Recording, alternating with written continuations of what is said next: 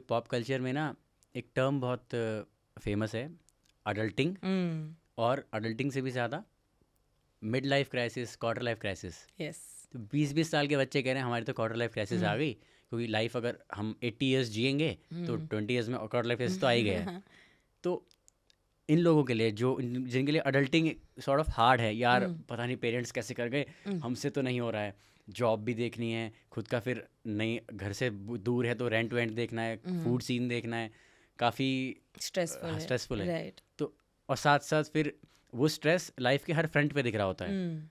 तो उनके लिए कोई आप अडल्टिंग टिप्स दे सकते हैं, क्योंकि 19 टिल आई डाई यंगस्टर्स के अराउंड है बुक। या आई थिंक सी अडल्टिंग एक ऐसी चीज़ है जो हम सब स्ट्रगल कर चुके हैं उसके साथ।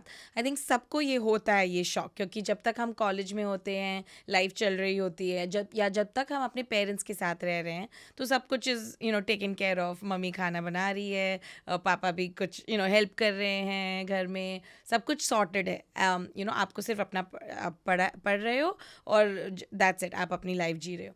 फिर जब आपको सब कुछ अपने लिए करना पड़ता है, तब जाके वो रियलाइजेशन होता है। सो कुछ लोगों के लिए अडल्टिंग बाद में भी होती है, मतलब काफ़ी लोग होते हैं जो पेरेंट्स के साथ काफ़ी एज तक रहते हैं, फिर जाके मूव आउट करते हैं, और तब सो बेसिकली आई थिंक जब भी इंसान अपने आप सडनली वो चेंज होता है ना, तो सडनली आपको अपने लिए चीज़ें करनी होती हैं and you have to live alone, तो वो हिट होता ही है, सबको होता है।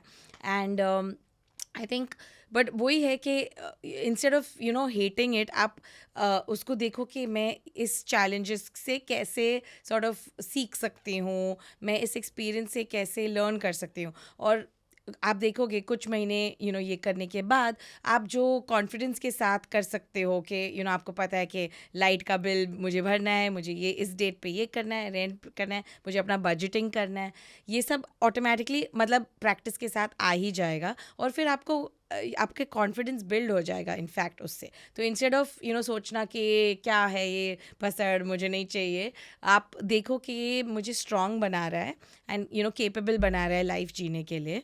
सो I think and of course जो कन्फ्यूजन होता है करियर को लेके, वो तो मैंने बहुत एक्सपीरियंस किया हुआ है, बिकॉज राइटिंग तो मेरा कांस्टेंट रहा है लाइफ में, लेकिन मैंने बहुत सारे जॉब्स चेंज किए हैं।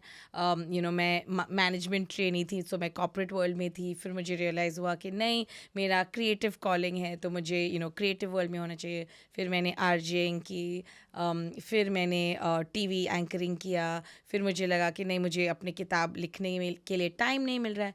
फिर सो बेसिकली आई थिंक वो सबको रियलाइज़ करना चाहिए कि हर एक की जर्नी अलग होती है। तो जस्ट बिकॉज आपका एक फ्रेंड है जो कॉर्पोरेट वर्ल्ड में है, बहुत तरक्की कर रहा है और उसी पाथ में है फ्रॉम द एज ऑफ 22 और 23, डजंट मीन कि आपका पाथ भी वही होना चाहिए। आप अपनी लाइफ अपनी तरफ से जियो।